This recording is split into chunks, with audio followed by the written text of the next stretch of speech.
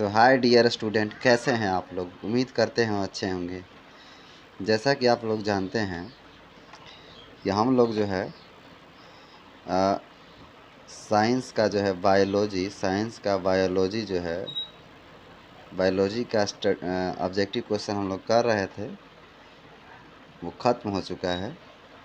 और आज जो है हम लोग जियोग्राफी मतलब कि भूगोल के ऑब्जेक्टिव क्वेश्चन देखेंगे।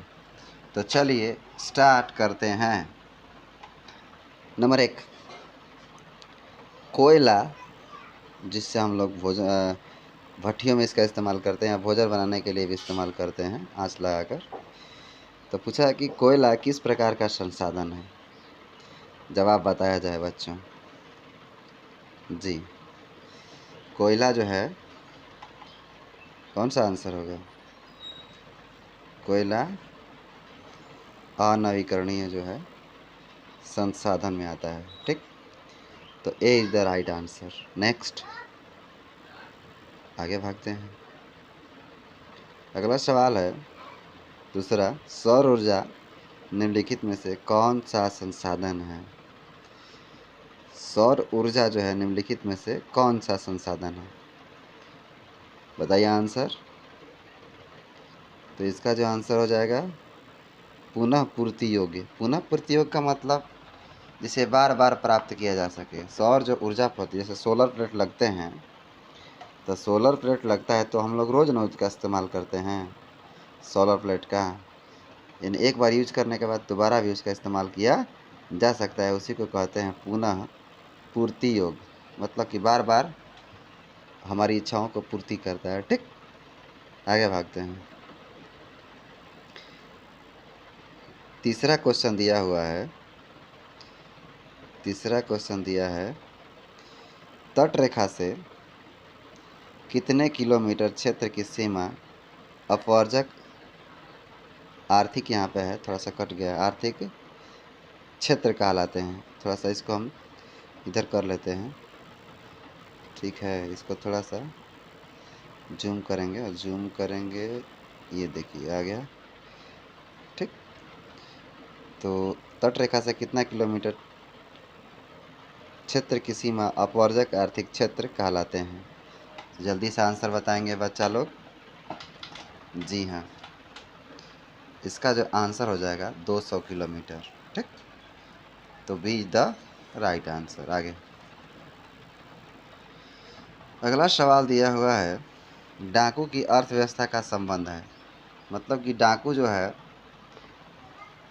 किसका जो है उपयोग करता है अपनी डकैती में, किस अर्थव्यवस्था का जो है वो ज़्यादा क्षति पहुंचाता है? तो चौथा का जो आंसर हो जाएगा बच्चा, बताइए। B is the right answer, संसाधनों के दोहन से।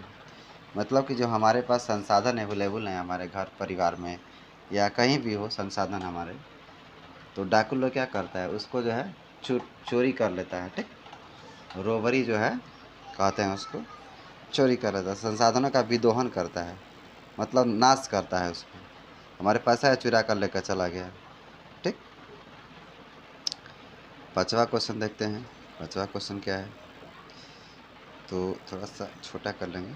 पांचवा क्वेश्चन है कि समुद्री क्षेत्र में राजनीतिक सीमा के कितना किलोमीटर क्षेत्र तक संपदा निहित है? नहीं दिख रहा है, थोड़ा सा इधर कर लेंगे। देखिए लिख रहा है अब संपदा निहित है, कट जा रहा है थोड़ा सा। तो पांचवा का जो आंसर हो जाएगा बताइए। तो इसका जो आंसर हो जाएगा D is the right answer, 19.2 kilometre. D is the right answer. Next, अगला क्वेश्चन दिया है पेट्रोलियम किस प्रकार का संसाधन है? ठीक, बताइए आंसर। पेट्रोलियम किस प्रकार का संसाधन है? तो ये भी क्या हो जाएगा, ए इज द राइट आंसर, अनवीकरणीय। यानी पेट्रोलियम का जो है इस्तेमाल हम लोग करेंगे तो बार बार तो इस्तेमाल नहीं कर सकते, यानी तो ये जो बार बार इस्तेमाल नहीं कर सकते हैं तो वो होता है अनवीकरणीय स्रोत। ठीक, तो A is the right answer छठा का। 7वां क्वेश्चन देखते हैं। 7वां क्वेश्चन देखते हैं। 7वां क्वेश्चन तो दिया है, निम्न कौन सी मिट्टी सर्वाधिक उपजाऊ है? बताइए आप लोग, कौन सी मिट्टी जो है सर्वाधिक उपजाऊ मानी जाती है? ठीक, बताइए। चलिए हम बताते हैं। तो इसका जो आंसर हो जाएगा डी द राइट आंसर, जलोढ़ मृदा। ये जो है ज़्यादा से ज़्यादा चीज़ों का मतलब उपज करती है। जलोढ़ मृदा काफ़ी जो है, इसका क्षेत्र जो है हमारे देश में बहुत ज़्यादा है, क्षेत्रफल। ठीक, तो D is the right answer. 8वां क्वेश्चन, ये तो आपको पता ही होगा बच्चे, बताइए। काली मृदा का दूसरा नाम क्या है? तो आंसर ऑलरेडी कोई लगा दिया है, तो इसका जो है आंसर क्या हो जाएगा, पता है? रेगुर मृदा। इसे कपासी मृदा के नाम से भी जाना जाता है। ठीक, आगे भागते हैं।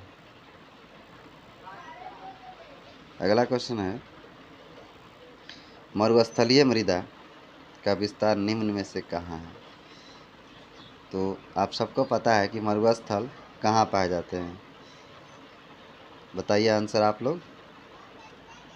हाँ, इसका जो आंसर हो जाएगा बी, राजस्थान। क्योंकि राजस्थान जो है काफ़ी जो है बलुई इलाका है, यानी मरुस्थल वहाँ पे बहुत ज़्यादा है, बालू की मात्रा वहाँ पर। तो ज़्यादा मरुस्थल जो भूमि होती है राजस्थान में पाई जाती है। ठीक, 11 नंबर क्वेश्चन देखते हैं। इसका आंसर आप लोग सबको पता था। ठीक है, अगला देखते हैं क्वेश्चन। अगला क्वेश्चन है, सोपानी कृषि किस राज्य में प्रचलित है? तो सब लोग बताएं अपना, कहाँ है? तो उत्तराखंड में। 10 का जो आंसर हो जाएगा B is the right answer. ठीक, सबको पता है। अगला क्वेश्चन देखिए। अगला जो क्वेश्चन दिया हुआ है, पंजाब में भूमि निम्नीकरण का मुख्य कारण है। पंजाब में जो है भूमि का निम्नीकरण हो रहा है, उसका मुख्य कारण क्या है? बताइए। हाँ, ठीक, बताइए। इसका जो आंसर हो जाएगा C is the right answer. अधिक सिंचाई वहाँ पे किया जाता है, इसी के वजह से वहाँ पर भूमि का जो है निम्नीकरण हो रहा है। ठीक, 12वां क्वेश्चन। 12वां क्वेश्चन दिया है, कौन सी मिट्टी कपास की खेती के लिए सर्वोत्तम मानी जाती है? बताइए आप लोग।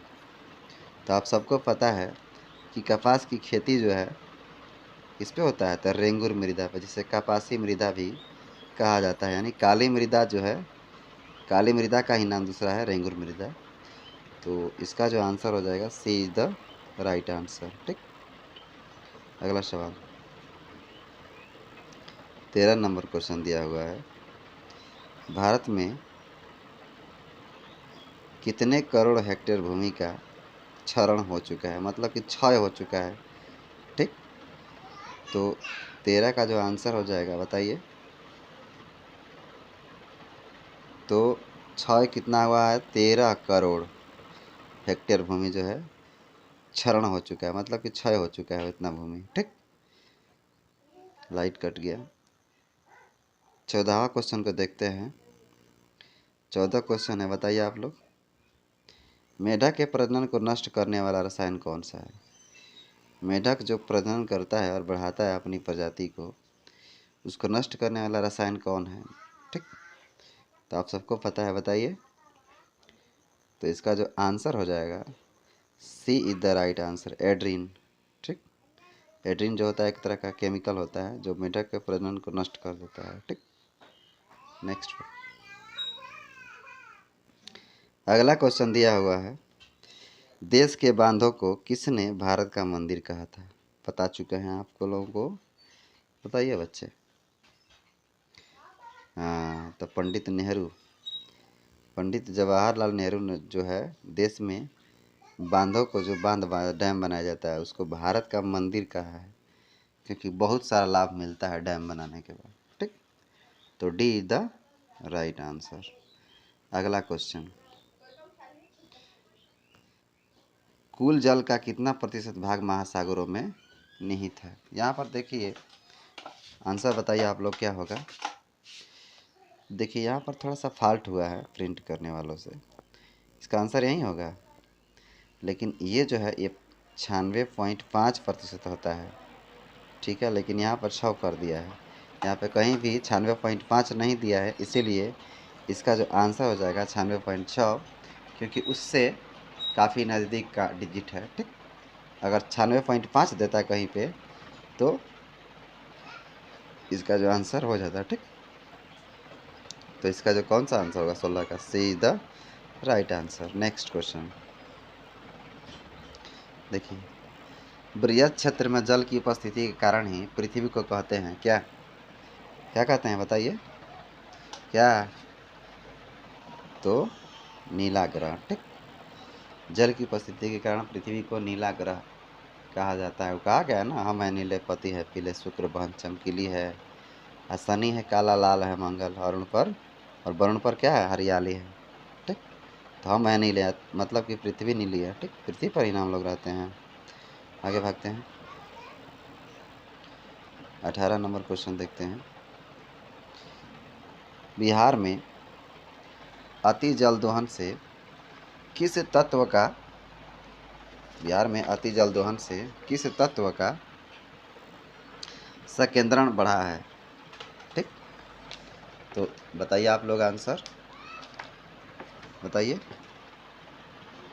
No idea. इसका जो आंसर हो जाएगा क्या, सी, आर्सेनिक की मात्रा से, ठीक। जल दोहन हो रहा है, ठीक। आर्सेनिक उसमें ज़्यादा पाया जा रहा है, ठीक ना। तो इसका जो आंसर हो जाएगा आर्सेनिक। आगे भागते हैं और थोड़ा सा छोटा कर लेंगे इसके साइज को, क्योंकि दिख नहीं पाएगा, बड़ा हो जाएगा ज़्यादा। तो आगे देखते हैं, दिया है 19 नंबर क्वेश्चन, प्राणियों के शरीर में कितना प्रतिशत जल की मात्रा निहित होती है। तो बताइए आप लोग। तो इसका जो आंसर हो जाएगा C is the right answer. 65% प्राणियों के शरीर में जल की मात्रा पाई जाती है। आगे भागते हैं, 20वां क्वेश्चन। 20वां क्वेश्चन दिया है कि विश्व की कितनी प्रतिशत जनसंख्या भारत में निवास करती है। अगर विश्व की जनसंख्या देखा जाए तो उसमें हम लोग कितने हैं, पूरे भारत के लोग कितने हैं, तो इसका जो आंसर हो जाएगा 16%। पूरे विश्व में हम लोग 16% है, पूरा भारत देश मिलाकर, और पूरे विश्व की जनसंख्या देखी जाए तो इसका जो आंसर हो जाएगा क्या, A is the right answer. Next, अगला सवाल दिया है, निम्न में से कौन बिहार की प्रमुख नदी घाटी परियोजना है। बिहार में कौन सी नदी घाटी परियोजना है, बताइए आप लोग। देखिए, दामोदर घाटी भी नहीं है, भाखड़ा नंगल भी नहीं है, रिहंद भी नहीं है। जानते ही हैं कि सोन नदी जो है डेहरी अनसोन में जो है सोन नदी है, वहाँ पर जो है नदी घाटी परियोजना बनाया गया है सोन नदी पर। उसका नाम सोन नदी घाटी परियोजना का नाम दे दिया गया है, ठीक। तो D is the right answer. Next, 22वां क्वेश्चन देखते हैं। 22 नंबर क्वेश्चन देखेंगे। 22 नंबर क्वेश्चन क्या है, देखिए, भारत में 2001 में कितना प्रतिशत भौगोलिक क्षेत्र में वन का विस्तार था। आई थिंक आप लोग नहीं पढ़े हैं, फिर भी 2-4 क्वेश्चन एक्स्ट्रा दे देते हैं। तो 22 का जो आंसर हो जाएगा B is the right answer. 19.27 जो है प्रतिशत में भौगोलिक क्षेत्र में वन का विस्तार था, ठीक, जो कि आज बहुत घट गया है, ठीक। आगे भागते हैं, अगला दिया है कि वन स्थिति रिपोर्ट के अनुसार भारत में वन का विस्तार है।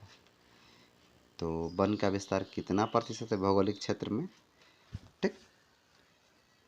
तो वन का विस्तार जो है 23 का जो आंसर है, बताइए कोई आइडिया है तो इसमें ट्रिक कोई लगा दिया ऑलरेडी पहले से। 20.60%, ठीक। 24 नंबर क्वेश्चन दिया है। 24 नंबर क्वेश्चन क्या देख, बिहार में कितने प्रतिशत भौगोलिक क्षेत्र में वन का फैलाव है। ठीक, बिहार में कितना प्रतिशत जो है वन का फैलाव है, तो इसका जो आंसर हो जाएगा 7.1%। ए इज द राइट आंसर। ठीक, 25 क्वेश्चन कह रहा है कि पूर्वोत्तर राज्यों में 188 आदिवासी जिलों में देश के कुल क्षेत्र का कितना प्रतिशत वन है।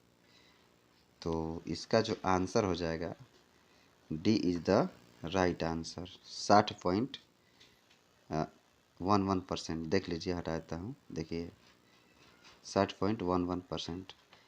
तो आज के लिए सिर्फ इतना ही। पर डे 25 क्वेश्चन होंगे किसी भी एक सब्जेक्ट में, या मिक्स भी क्वेश्चन हो सकता है। तब तक आप लोग मन लगा कर पढ़िए और तैयारी कीजिए। ठीक है, बहुत बहुत धन्यवाद।